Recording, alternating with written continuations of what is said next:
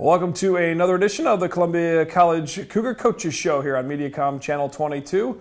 My name is Cosmo, work with Zimmer Radio Group, Y107 and ESPN Radio with the head coach of the Cougar softball squad, Wendy Spratt. Coach, welcome. Thank you. Seems like it's been forever. It has been a long time. It's been forever since you had a chance to play a game, which is kind of a bummer. I know you guys have traveled early on and then you had some home games scheduled, but Mother Nature decided to drop a couple feet of snow and kind of tough to recover the field with all that moisture in the ground. It is, and it's not getting warm at night. It's still freezing, so that makes it doubly tough to get our games in. It's a little tougher, obviously, on the field conditions, and also it changes your practice scenarios a little bit, obviously. Instead of getting a chance to get on your field, it's two totally different scenarios between practice and actual game time, obviously. The big difference. It is, and being in the turf room, we're very thankful that we have it, and it's great for the first 5 weeks of practice. But once you're outside and playing games, it's really hard to go back in there.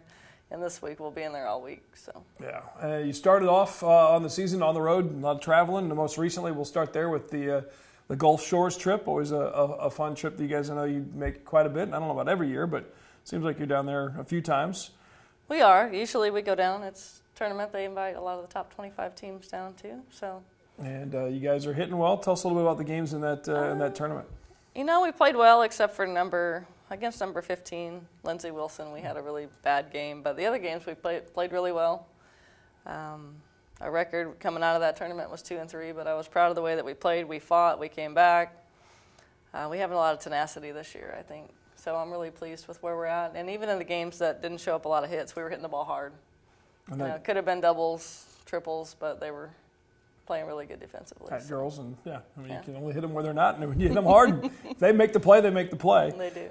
Let's talk about some of your offenses. You mentioned, I know before we started taping, you kind of bummed about the break, unfortunately, because of the weather, because the bats are going well right now. I know Marley Hayes is off to a great start for you, one of your returners from Jefferson City.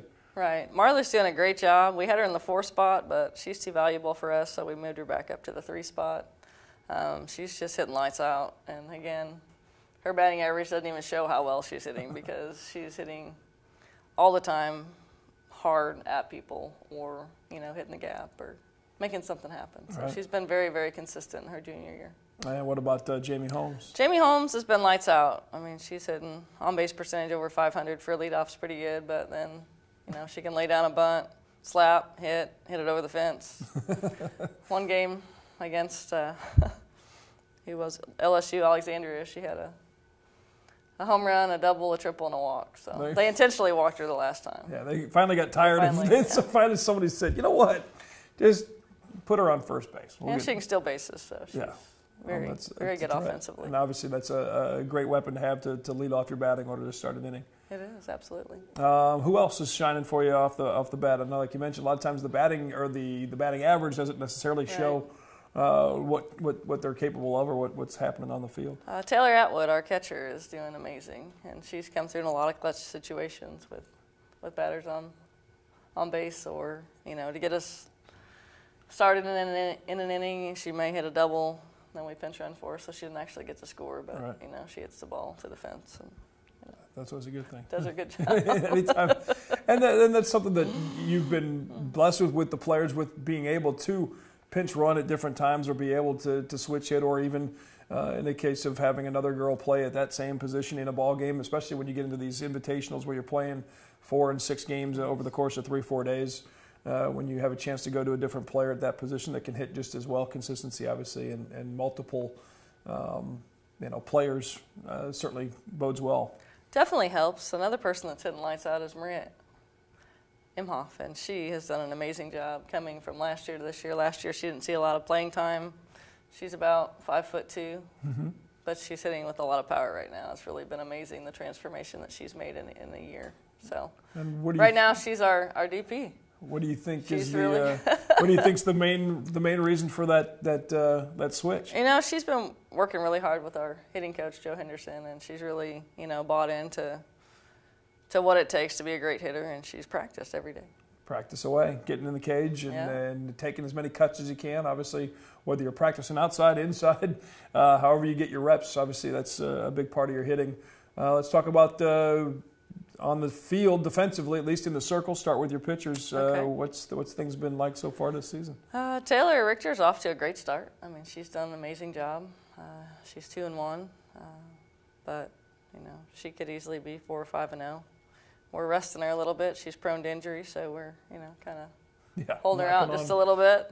Knocking on wood. Trying to get her healthy and stay healthy for conference, but she's really stepped up and done an amazing job as our 1.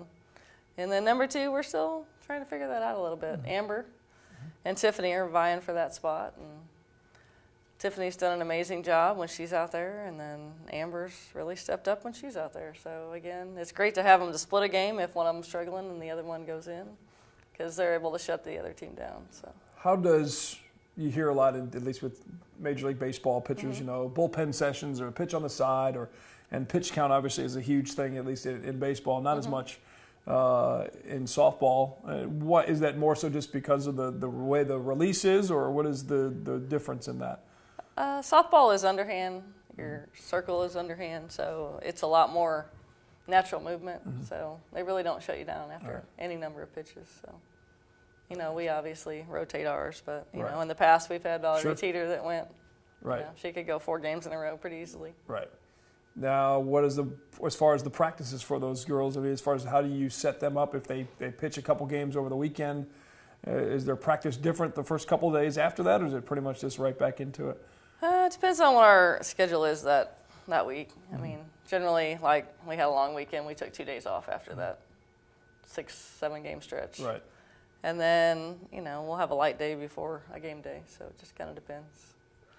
This week, we're having them throw live to our hitters twice because they need to throw against batters, and our batters need to see the pitching, so it really just kind of depends. There's a huge difference, obviously, between a bullpen session or just a pitcher and catcher practice session versus there's someone in the batter's box that's trying to hit this ball that I'm pitching. Right. Big difference, and you can't really, you can get that with your own team, but obviously if you get a chance to play against other teams, that's a huge difference. It helps, they see each other so much that they start to know each other's the teams. other one. Yeah. They're smart enough to figure out what pitch. So some days it's a better pitching day, some days it's a better hitting day. But 5-4 is the Cougars' record, and a spring break trip with a couple of big-time opponents. We'll talk about that schedule. I wish we had some home games to talk about and see some action, but unfortunately, Mother Nature is 2-0 on the Cougars' schedule. Has been adjusted quite a bit. The full list of all the games on the website at ColumbiaCougars.com. We'll come back, talk about what's on tap for spring break for Coach Spratt's Cougars after this on ColumbiaCougars.com and MediaCom Channel 22.